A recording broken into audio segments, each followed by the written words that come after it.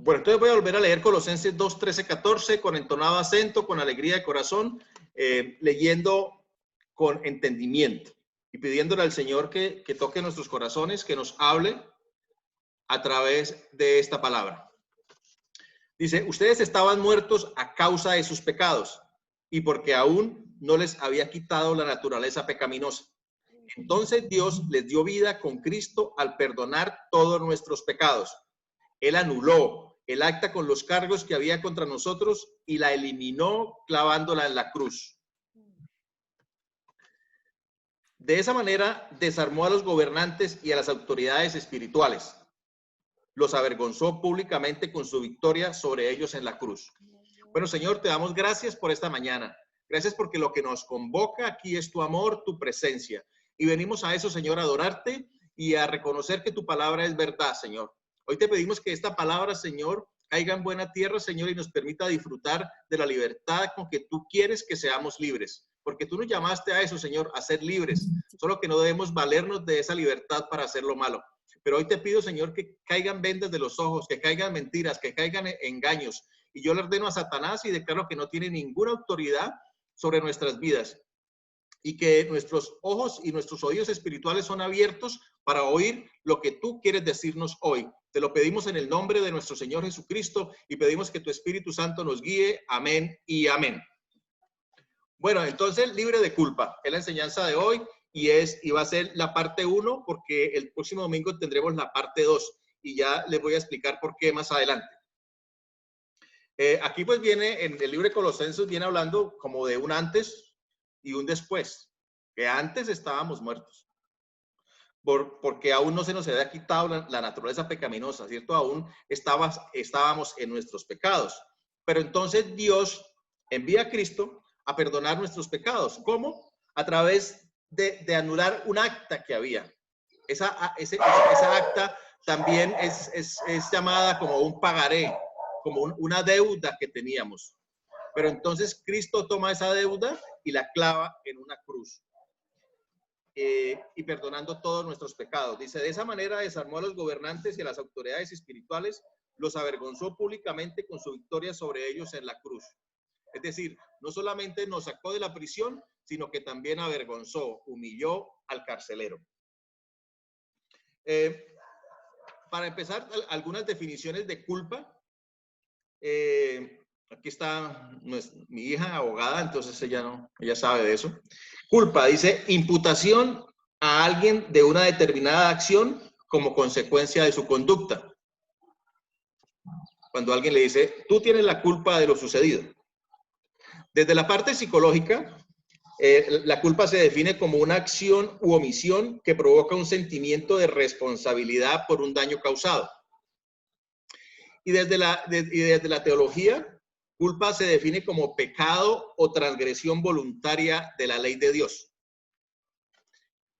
Y hay dos tipos de culpa. Una, la culpa genuina, cuando hay una violación de la ley, de una norma. Y los otros son sentimientos de culpa. Sentimientos de culpa. Entonces, por eso les decía que vamos a dividir esta enseñanza en dos partes. Hoy vamos a tratar la culpa genuina y el próximo domingo trataremos los sentimientos de culpa. Entonces, ¿cuál es la culpa genuina? Cuando se infringe una norma, cuando se viola una ley. Es como cuando sabemos que nuestro vehículo está en pico y placa, tiene la restricción del pico y placa, y entonces decimos, no, eso voy a salir porque es que necesito salir. Y yo creo que me puedo justificar. Y salimos manejando en pico y placa y vamos orando, ¿no? Fuera eso. Decimos, ay, Señor, haznos invisible ante las autoridades. Pero, ¿qué pasa si nos atrapa el agente de tránsito? Nos pone una sanción, una multa, ¿cierto? Y nos dice, es culpable. Así no nos sintamos culpables. Así diga, no, pero es que yo tenía una buena justificación, ¿cierto? Lo que yo iba a hacer era era justificable. No, pero eres culpable porque violaste una norma. Eso también lo podemos ver cuando Cristo va a la cruz. Acuérdense que allí también hay dos criminales que son crucificados ahí en la cruz. Está en Lucas 23, del 39 al 41. Dice, también llevaban con él a otros dos, ambos criminales para ser ejecutados. Uno de los criminales allí colgados empezó a insultarlo. ¿No eres tú el Cristo? Sálvate a ti mismo y a nosotros. Pero el otro criminal lo reprendió. Ni siquiera temor de Dios tienes, aunque sufres la misma condena. Ni siquiera temor de Dios tienes, aunque sufres la misma condena. En nuestro caso el castigo es justo, pues sufrimos lo que merecen nuestros delitos. Este, en cambio, no ha hecho nada. Él reconoce que su castigo es justo porque habían cometido un delito. Entonces, que quien viola la ley, quien viola la norma, pues es sometido a un castigo. Y ahí esos criminales estaban sufriendo un castigo justo por los delitos que habían cometido, porque eso era lo que decía la ley. Pero dice que Jesús estaba pagando sin haber hecho nada, para que lo tengan en cuenta. Ahora, los sentimientos de culpa que los vamos a ver en la otra sesión, trata de, aunque no haya cometido un delito, me siento culpable. ¿Te has sentido así alguna vez? Y piensas, ante una situación, ante un dolor, ante una pérdida, piensas, si lo hubiera dicho, si hubiera estado ahí, si no lo hubiera dejado salir, si tal vez hubiera orado más, ¿por qué no le advertí? Tomamos malas decisiones a veces en la vida y nos culpamos por eso. O a veces la actitud o la reacción de otras personas nos hace sentir culpable. Son como esos sentimientos que nos hacen sentir mal porque no funcionamos de la manera correcta, de la manera perfecta. Sentimos como que no llenamos las expectativas de Dios. ¿Te has sentido o te sientes culpable de algo? ¿Sientes que vives sientes que vives a la altura de las expectativas de Dios? ¿O te sientes como colgado, colgada, como que no das la talla? Ahora la pregunta es, ¿crees que puedes vivir libre de culpa? Claro que sí, sin importar lo que hayas hecho, incluso como cristiano, y sin importar cómo nos sintamos, la verdad es que nuestra culpa ha sido completamente saldada por la muerte de Cristo en la cruz y podemos presentarnos con confianza delante de Dios, quien es puro y santo. Eso es lo que dice el versículo con el que iniciamos. Dice, Él anuló el acta con los cargos que había contra nosotros y la eliminó clavándola en una cruz. Y es que la culpa se define en relación con la autoridad legal que ha establecido la ley. Cuando estos dos criminales, ¿cierto?, merecían la muerte física por sus delitos, pero uno de ellos acudió a una ley superior para salvar su vida espiritual. Ellos merecían morir físicamente por sus delitos, pero uno de ellos entendió que había una ley superior, ¿cierto? Porque la culpa se define en relación con la autoridad legal que ha establecido la ley. Y uno de ellos le clamó al Señor y el Señor le dijo, hoy estarás conmigo en el paraíso. Bueno, y entonces la pregunta es, ¿y qué de nosotros? ¿Somos culpables? ¿Tenemos culpa genuina?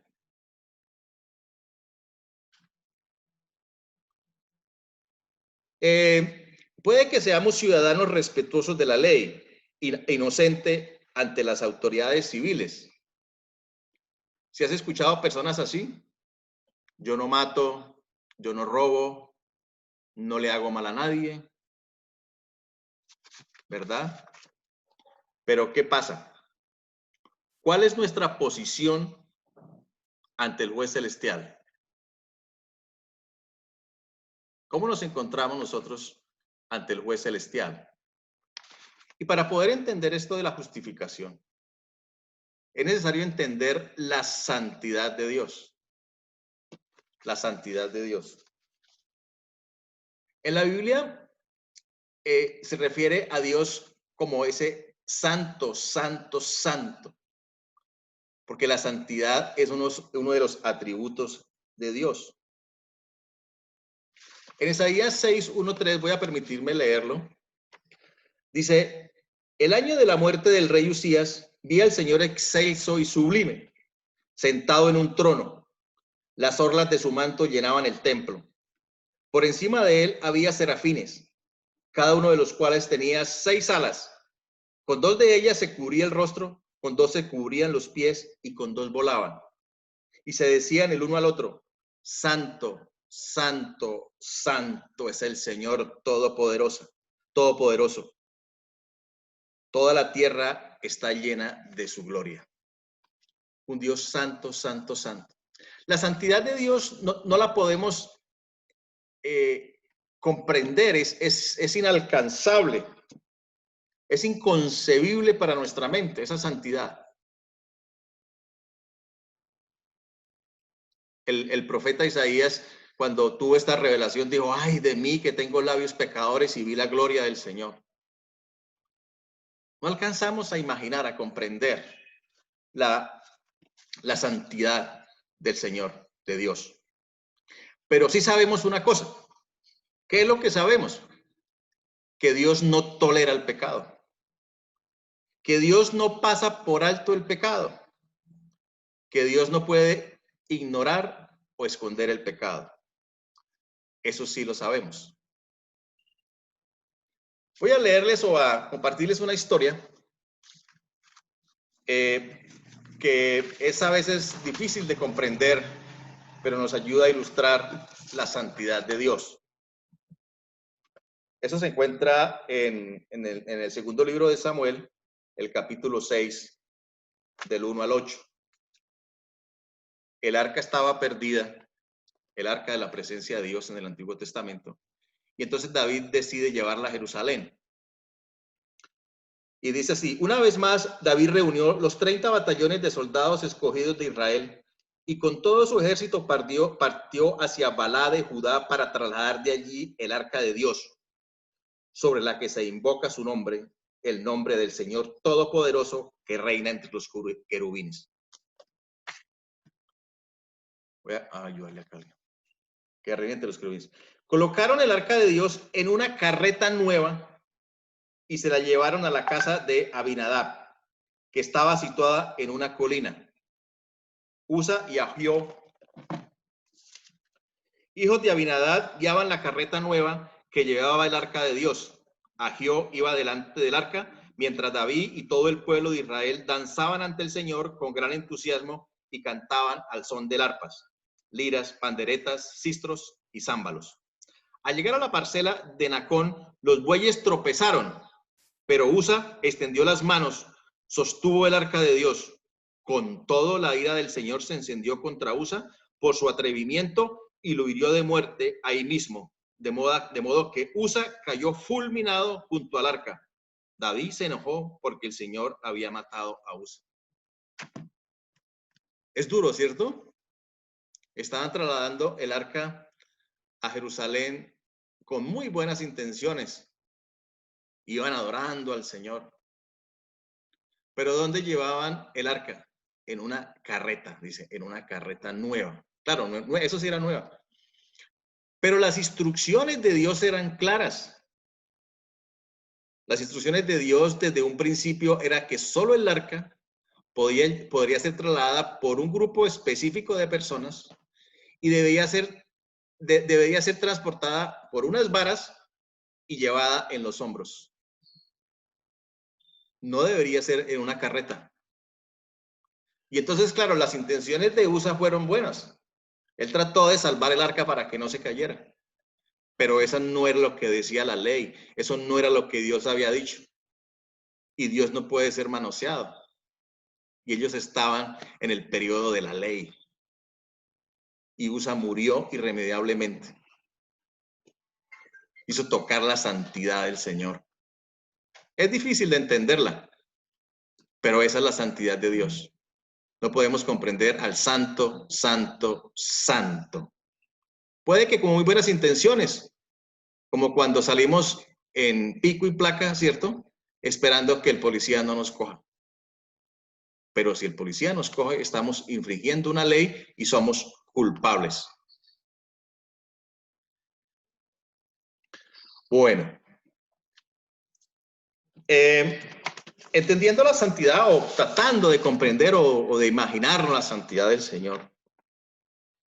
Entonces ahí vuelve la pregunta. ¿Cuál es nuestra posición ante el juez celestial?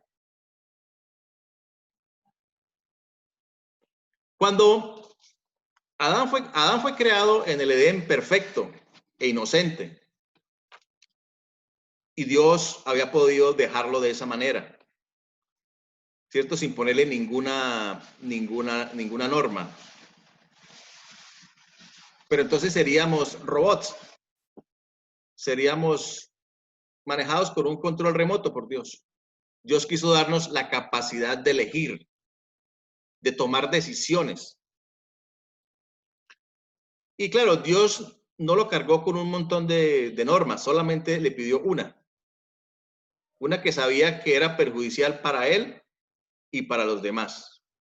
La única norma fue que no debía comer de cierto árbol. Pero entonces, ¿qué pasó? Desobedecieron. La desobediencia es la esencia del pecado. Y en Romanos 6:23 dice, porque la paga del pecado es muerte. Porque la paga del pecado es muerte. Y allí Adán contrajo una culpa genuina delante de Dios porque quebrantó la ley de Dios. Y eso trajo enormes consecuencias. La relación con Dios se cortó, fue expulsado de la presencia de Dios y perdió la vida espiritual. Sin embargo, allí se hace el primer sacrificio. Porque ellos estaban desnudos y no tenían conciencia de eso porque no habían pecado. Cuando pecaron, cobraron conciencia de su desnudez.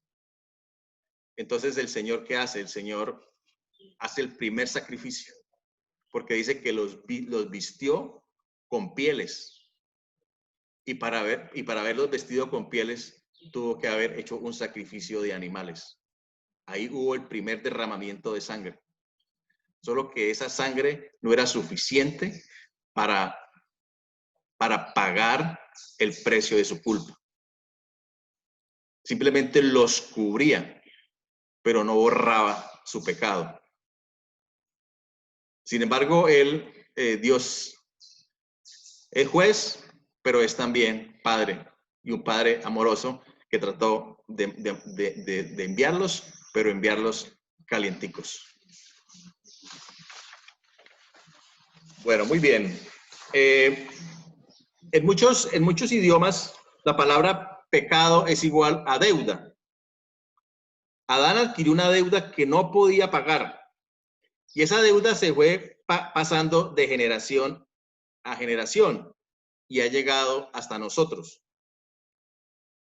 En Romanos 5:19 dice, porque así como por la desobediencia de uno solo muchos fueron constituidos pecadores, también por la obediencia de uno solo muchos serán constituidos justos. Entonces, ¿cómo así? Que por el pecado de Adán, yo también cargo con esa culpa de pecado. Sí, así es. Porque ese pecado Adán no lo pudo pagar y se fue transmitiendo de generación en generación. Y nacemos siendo culpables. Ahora, este concepto a veces es difícil también entenderlo, pero entonces imagínate esto. La deuda externa de Colombia en abril del 2020 era de 144.000 millones de dólares. Es decir, que si un niño nace o nació después de abril del 2020, nace debiendo 11 millones de pesos, que es lo que le corresponde a cada ciudadano. Y así como esta deuda se transmite, ¿cierto? También la deuda del pecado fue transmitida. Y eso lo podemos ver, ese pecado, en esa tendencia a pecar, la podemos ver en un niño. El niño es egoísta de por sí. Si tiene un juguete, así sea del otro, dice, es mío. Si un juguete se le parece al que es de él, dice, este es mío. Si lo ve en la calle, dice, es mío. Si se lo ve a otro, dice, este es mío. Y si está roto, dice, es del otro.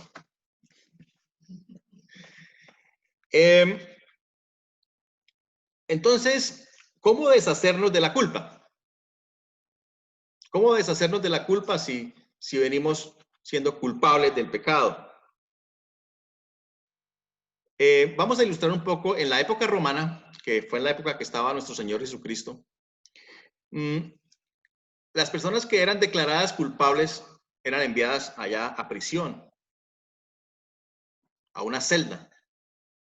Y cuando las ponían en la celda, entonces en la puerta era clavada el acta de sus cargos, un certificado de cargos, un pagaré. Y ahí se escribían todos los cargos, culpable de todos los cargos, y se clavaba ahí en la puerta. Y nosotros nacemos con esa acta de deuda. Y por más de que hagamos esfuerzos humanos para no sentirnos culpables, seguimos con la deuda. Y muchos tratan de suplir o de calmar esa culpa a través de las obras. Hacen obras pensando que así se van a sentir bien, pero lo único que calman es su conciencia. O se esconden en una religión, o se comparan con otros creyéndose mejor. Pero eso no es suficiente. No satisface la culpa. En Romanos 5:17 dice, pues si por la transgresión de un solo hombre reinó la muerte, con mayor razón los que reciben en abundancia la gracia y el don de la justicia reinarán en vida por medio de un solo hombre, Jesucristo.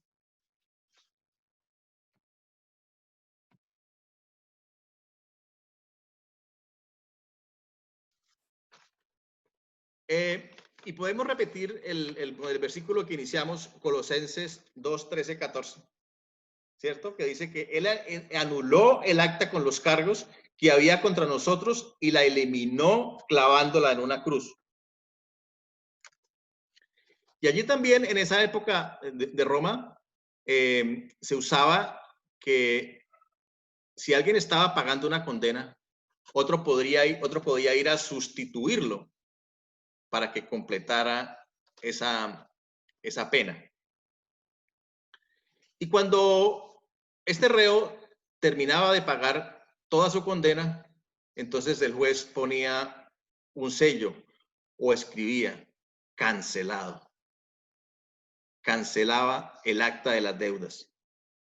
Cancelado.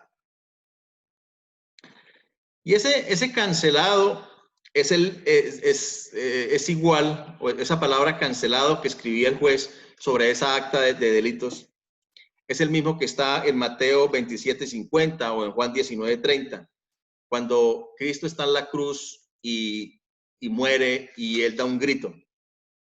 Y él dice, consumado es. Todo se ha cumplido. Es decir, cancelada.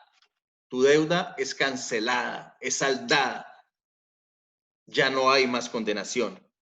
Solo el sacrificio de Cristo en la cruz es capaz de pagar nuestra deuda. En Romanos 8:1 dice, por lo tanto, ya no hay ninguna condenación. Ya no hay ninguna condenación para los que están unidos a Cristo Jesús, pues por medio de él la ley del Espíritu y de la vida me ha liberado de la ley del pecado y de la muerte. Ya no hay ninguna condenación. Y este quizás es un versículo que debíamos saberlo de memoria, porque ya no hay ninguna condenación para los que estamos en Cristo Jesús. Es que judicialmente tenía que solucionarse este problema. Entonces imagínense en esto como en un estrado. Está el juez, que es ¿quién? El padre. Está el reo, nosotros, quien tendríamos que pagar. Está el fiscal, el acusador, Satanás. Y eso lo encontramos el acusador. Zacarías 3:1 dice, entonces me mostró a Josué, el sumo sacerdote que estaba de pie ante el ángel del Señor, y a Satanás, que estaba a su mano derecha como parte acusadora. El acusador es Satanás, el fiscal en ese caso. Y a Jesucristo, nuestro defensor. Y el juez dictó sentencia, culpable. Teníamos que morir, porque la paga del pecado es muerte. Y el acusador aplaudía. Pero como nuestro Dios es Padre y juez, entonces como Padre entregó a su Hijo, nuestro defensor, y murió en una cruz y anuló el acta de la deuda para que nosotros fuésemos salvos y si fuésemos declarados inocentes. Y entonces ahora, con esa acta anulada y clavada en la cruz, el veredicto es inocente, libre. Eres libre. Ya no hay ninguna condenación. Y quiero terminar terminar con un salmo y que quede en sus mentes esta idea, algo gráfico para que ustedes se acuerden que ya no hay culpa, ya no hay ninguna condenación para los que estamos en Cristo Jesús. El Salmo 103:12 dice, tan lejos de nosotros echó nuestras transgresiones, como lejos del oriente está el occidente. Como lejos del oriente está el occidente. Si uno se para en un sitio, siempre el occidente va a estar a un lado y el oriente va a estar al otro. Ahora, si vamos al norte, nosotros podemos ir al norte y si seguimos al norte, vamos a llegar al polo norte.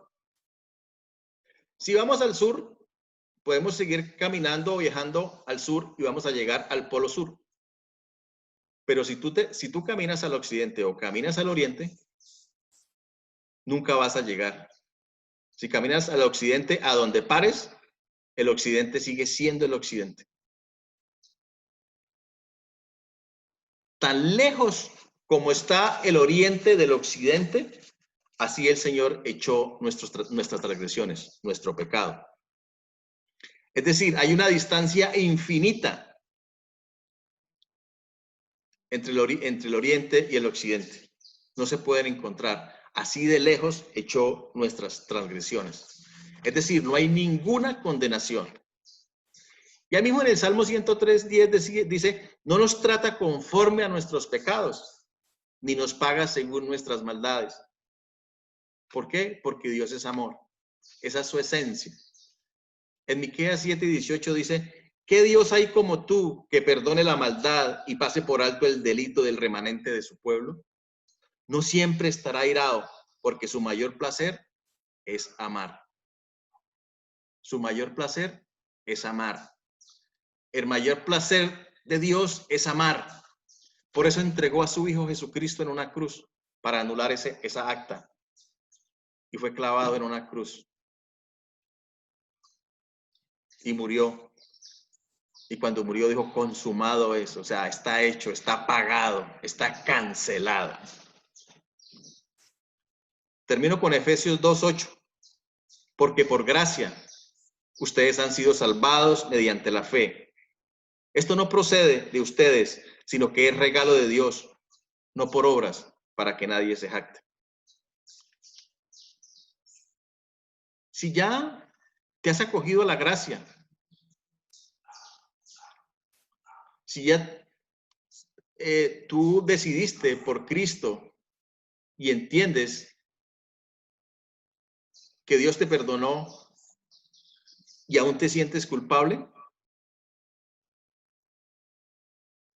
quizás es que no has comprendido la verdad o estás siendo engañado por el carcelero.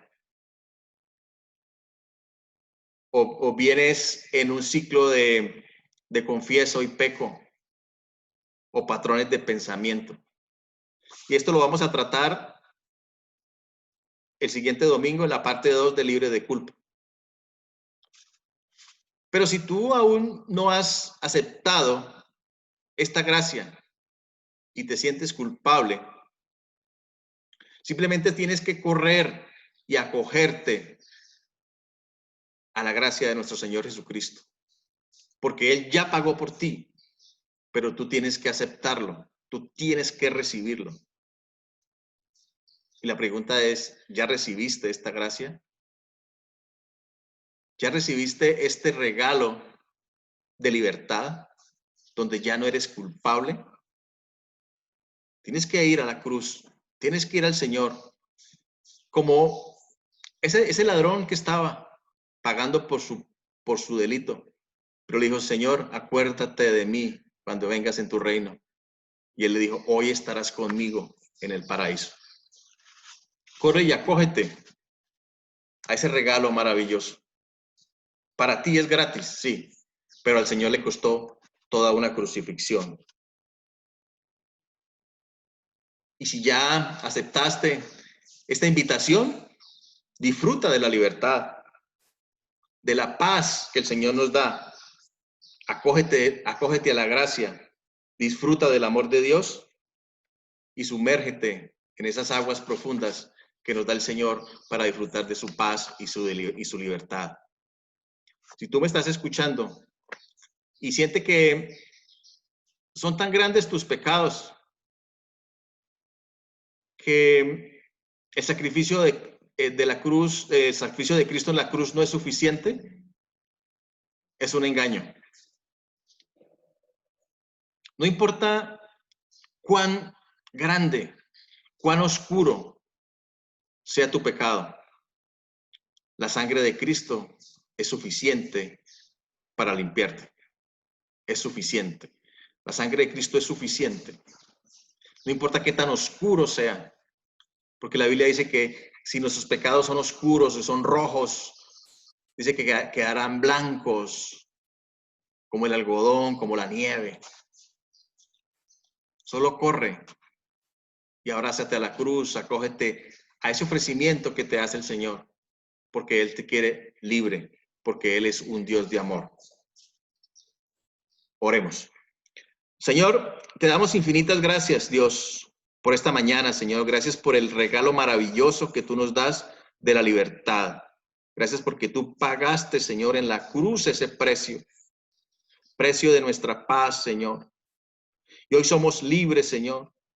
Y el veredicto es inocente, no por nuestras obras, no por nuestros actos, sino por tu amor. Pagaste el precio, Dios, de nuestra deuda. Nos sustituiste. Nosotros deberíamos estar colgados allí en el madero, pero tú fuiste por nosotros porque nos amas. Porque aunque tú eres un Dios santo, santo, santo, también eres amor. Y por amor nos hiciste libres. Que nosotros hoy vivamos esa plenitud de tu amor.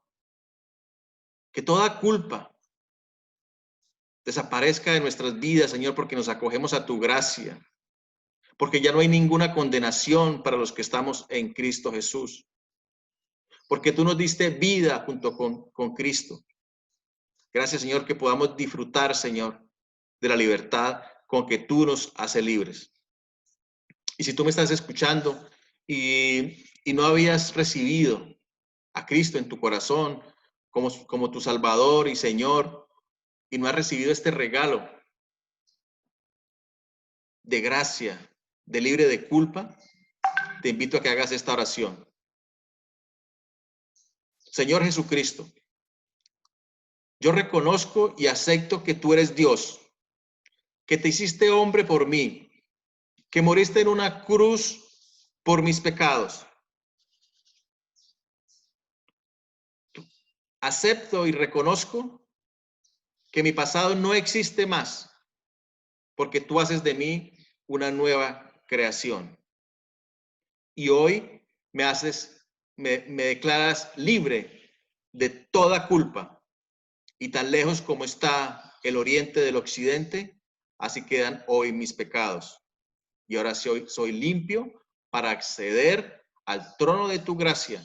Puedo ir seguro y confiado a tu presencia, a un Dios santo, santo, santo. Y por la sangre del Cordero entro a tu presencia para adorarte y darte las gracias por lo que has hecho en mi vida. Te recibo en mi corazón como Señor y Salvador y te pido que tu Espíritu Santo me llene. Amén y amén.